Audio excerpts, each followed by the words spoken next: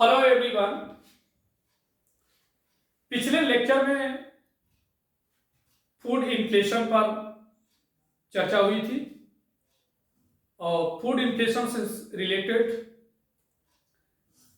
पिछले लेक्चर में दो क्वेश्चंस को हम विस्तार से समझाया था, उसको एक्सप्लेन किया था। और आज के इस लेक्चर में नेक्स्ट क्वेश्चन पर चर्चा करेंगे। पिछले लेक्चर में जिन पर चर्चा हुई थी वो क्वेश्चन थे, what are the causes of food inflation in India and what are the implication of food inflation.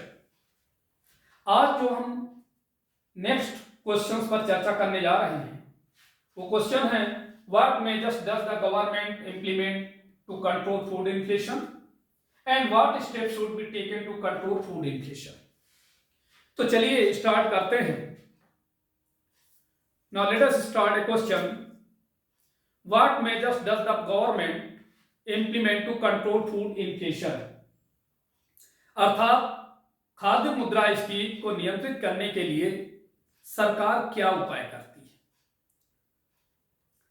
To address the issue of high food inflation, the government has implemented several measures which include the following, like it first minimum support price, न्यूनतम समर्थन मूल्य सरकार निर्धारित करती है।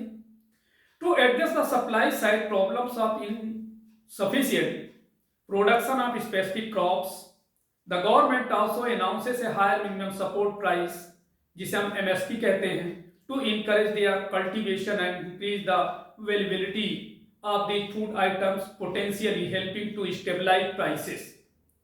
अर्थात specific crops के अपर्याप्त उत्पादन की आपूर्ति पक्ष की समस्या के समाधान के लिए सरकार उनकी खेती को प्रोत्साहित करने और खाद्य वस्तुओं की उपलब्धता को बढ़ाने के लिए उच्च न्यूनतम समर्थन मूल्य की घोषणा करती है।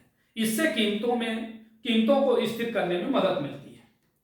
हाल ही के वर्षों में आप देखे होंगे कि विगत 2-3 सालों में किसानों द्वारा इन्हीं चीजों को लेकर के मुद्दे उछाले गए थे और काफी बड़ा आंदोलन हुआ था, चर्चा में था। तो यही है मेन कि सरकार ये कदम उठाती है, एमएसपी की घोषणा करती है। नेक्स्ट है प्राइस स्टेबलाइजेशन फंड, मूल्य स्थिरीकरण कोष। A scheme called the price stabilisation fund is being implemented to control the price volatility of agricultural commodities. अर्थात कृषि वस्तुओं की मूल्य अस्थिरता को नियंत्रित करने के लिए मूल्य स्थिरीकरण कोष नामक योजना कार्यान्वित की जा रही है। Next is advisory against holding and black marketing, जमाखोरी और कालाबाजारी के खिलाफ सलाह। आप सब जानते हैं कि जब हमारे देश में किसी भी चीज की डिमांड ज्यादा होती है तो इसका जो जमाखोर लोग जो होते हैं, डिमांड को देखते हुए इसको कालाबाजारी मतलब जमा करके रख लेते हैं ताकि रेट ज्यादा बढ़े तो हम उसे मार्केट में सप्लाई करें। तो उनके खिलाफ भी सरकार क्या करती है, from time to time the central government issues advisories to state governments to take strict action against holding and black marketing. States are also advised to effectively enforce the Essential Commodities Act of 1955 and the Prevention of Black Marketing and Maintenance of Supplies of Essential Commodities Act of 1980। समय समय पर केंद्र सरकार राज्य सरकारों को जमाखोरी और कालाबाजारी के खिलाफ सख्त कार्रवाई करने के लिए सलाह जारी करती है।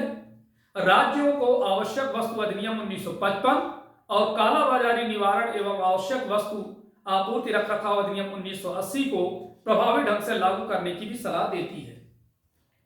Imposing stocking limits and export duty, अर्थात भंडारण सीमा और निर्यात शुल्क लगाती है सरकार। The government imposes stock limits on certain commodities for traders and retailers to control food inflation.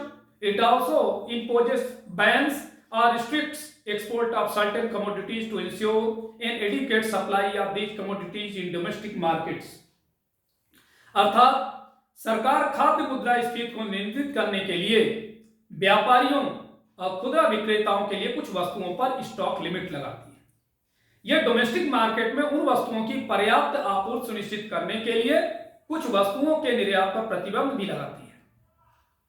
Next question, what step should be taken to control food inflation, अर्थात खाद्य मुद्रास्फीति को नियंत्रित करने के लिए क्या उपाय किए जाने चाहिए। This is the important question. Although the government has implemented various measures to control food inflation, these efforts have not been effective in reducing the persistently high rates of food inflation, which have likely contributed significantly to elevated retail inflation.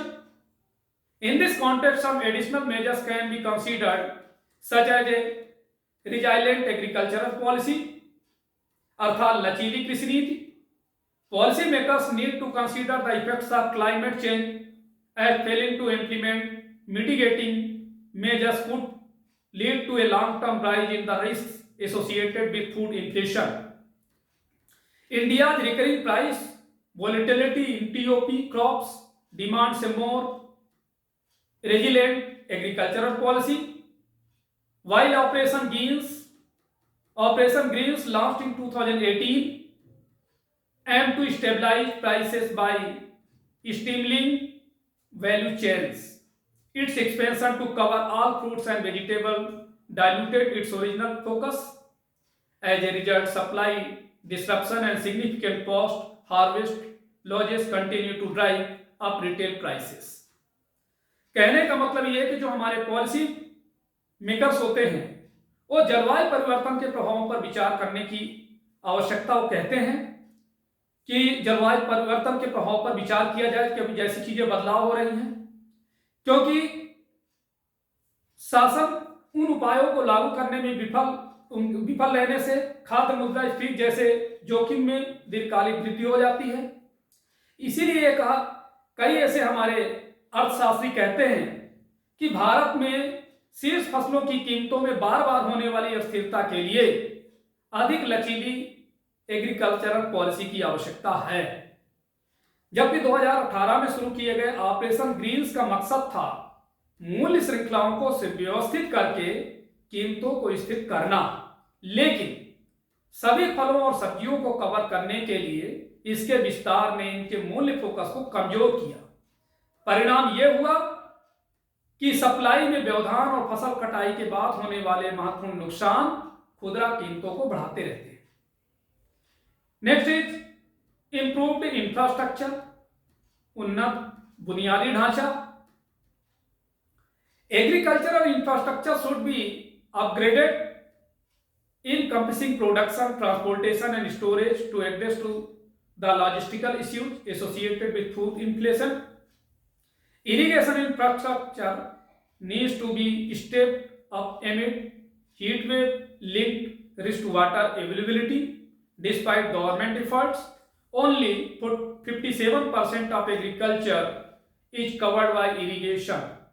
So far, cold storage and food processing should be further encouraged. This will help reduce food wastage amid increasing risks to food supply. Until these structural issues are addressed, risks for food inflation are likely to stay elevated. According to the Economic Survey 2023-24, given the continuing seasonal surges in the prices of vegetables like tomato and onion, it is important to assess the progress in developing modern storage facilities conducted to such specific crops and evaluate the viability of such facilities whose services have highly seasonal demand. खाद्य मुद्रास्फीति से जुड़े logistic मुद्दों को दूर करने के लिए उत्पादन, परिवहन और भंडारण को शामिल करते हुए कृषि बुनियादी ढांचे को उन्नत किया जाना चाहिए। पानी की उपलब्धता के लिए हीट वेव से जुड़े जोखिमों के बीच सिंचाई के बुनियादी ढांचे को आगे बढ़ाने की आवश्यकता है। सरकारी प्रयासों के बावजूद अभी तक केवल 57% कृषि सिंचाई के दायरे में है। कोल्ड स्टोरेज और खाद्य प्रसंस्करण को और बढ़ावा दिया जाना चाहिए। इससे फूड सप्लाई के लिए बढ़ते जोखिमों के बीच खाद्य अपव्यय को कम करने में मदद मिलेगी। जब तक इन स्ट्रक्चरल इश्यूज को संबोधित नहीं किया जाता तो खाद्य मुद्रास्फीति के जोखिम ऊंचे बने रहने की संभावना है। हमारे इकोनॉमिक सर्वे 2023-24 ये कहते हैं कि टमाटर और प्याज जैसी सब्जियों की कीमतों में जारी मौसमी उछाल को देखते हुए ऐसी विशिष्ट फसलों के अनुकूल आधुनिक भंडारण सुविधाओं के विकास में प्रगति का आकलन करना और ऐसी सुविधाओं की व्यवहार्यता का मूल्यांकन करना महत्वपूर्ण है जिनकी अत्यधिक मौसमी मांग है। Next, promoting R&D in agriculture, अर्थात कृषि में अनुसंधान और विकास को बढ़ावा देना, रिसर्च एंड डेवलपमेंट को बढ़ावा देने की आवश्यकता है। Agricultural research requires greater incentives. Currently research and development investment account for only around 0.5% of agricultural GDP. As noted in the 2023 paper by ICR-IER, by promoting research and development in agriculture, we can develop more climate resilient crop varieties. कृषि अनुसंधान के लिए अधिक प्रोत्साहन की आवश्यकता है, जबकि हमारे यहाँ सरकार इसके लिए बहुत कम बजट देती है। वर्तमान में रिसर्च एंड डेवलपमेंट निवेश हमारे कृषि सकल घरेलू उत्पाद का लगभग 0.5% है केवल, जैसा कि ICR-IER द्वारा 2023 के पेपर में मेंशन किया गया। एग्रीकल्चर में रिसर्च एंड डेवलपमेंट को बढ़ावा देकर हम और अधिक जलवायु प्रतिरोधी फसल किस्में विकसित कर सकते हैं। Next is focused effort to increase the production of major oil seeds, मतलब प्रमुख तिलहनों का उत्पादन बढ़ाने के लिए केंद्रित प्रयास। द इकोनॉमिक सर्वे 2023-24 है emphasized the need for targeted efforts to increase the production of major oil seeds such as sunflower and rapeseed, mustard. Additionally, it suggested exploring the potential of non-conventional oils like rice, bran oil and corn oil. This is a particularly important as domestic consumption of edible oil has been rising faster than production, resulting in growing dependence on imports. मतलब ये कहने के कि हमारे economic survey 2023-24 ने सूरजमुखी और सरसों जैसे प्रमुख तिलहनों के उत्पादन को बढ़ाने के लिए लक्षित प्रयासों की आवश्यकता पर जोर दिया। इसके अलावा चावल की भूसी के तेल और मकई के तेल जैसे गैर पारंपरिक तेलों की संभावनाओं का पता लगाने का सुझाव दिया। विशेष रूप से यह महत्वपूर्ण है क्योंकि खाद्य तेलों की घरेलू खपत उत्पादन की तुलना में तेजी से बढ़ रही है, परिणाम स्वरूप आयात पर निर्भरता बढ़ रही है। अब आप ये देखें कि इस टॉपिक से रिलेटेड प्रिलिमिनरी एग्जाम्स में हाल ही के सालों में कैसे प्रश्न पूछे गए, जैसा कि यूपीएससी सिविल सर्विसेज एग्जाम्स 2020 से संबंधित एक क्वेश्चन मैं आपके सामने लेके आया हूं। Consider the following statements. Point 1, the weightage of food in consumer price index is higher than that in wholesale price index. Point 2, the WPI does not capture changes in the prices of services which CPI does. Third point, the Reserve Bank of India has now adopted WPI as its key measure of inflation and to decide on changing the key policy rates. तो ये जो 3 statement दिए गए हैं, इन 3 statement से correct कौन कौन से पॉइंट हैं उन्हें बताना है। तो यदि आप हमारे लेक्चर्स को गंभीरता से सुने होंगे तो ऑलरेडी आपके पास आंसर है। इसी प्रकार से देखिए सेकेंड क्वेश्चन कैसे जनरेट हो सकता है, क्या बन सकता है। With reference to the headline inflation, consider the following statements. First statement is, it is calculated using the wholesale price index, and statement 2 is, food items are more responsible in higher headline inflation than fuel and other items.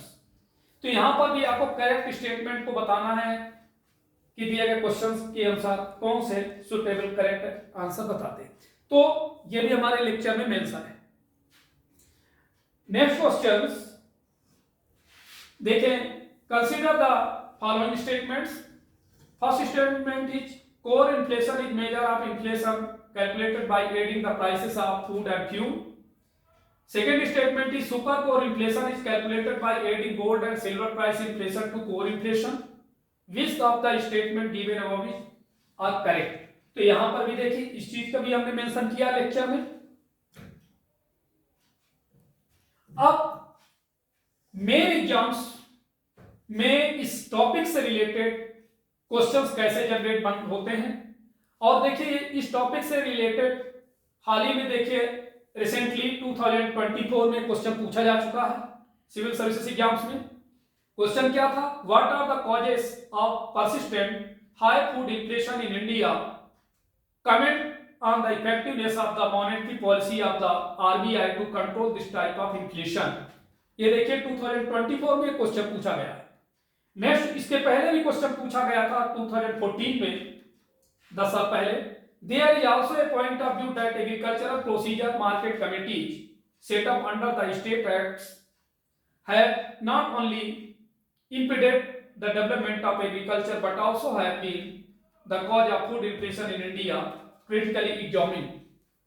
अर्थात इसका meaning ये हुआ कि एक दृष्टिकोण ये भी है कि राज्य अधिनियमों के तहत स्थापित कृषि उपज बाजार समितियों ने न केवल कृषि के विकास में बाधा डाली है बल्कि भारत में खाद्य मुद्रास्फीति का कारण भी रहा है आलोचनात्मक रूप से जांचने में। तो ये क्वेश्चन 2014 में पूछा गया।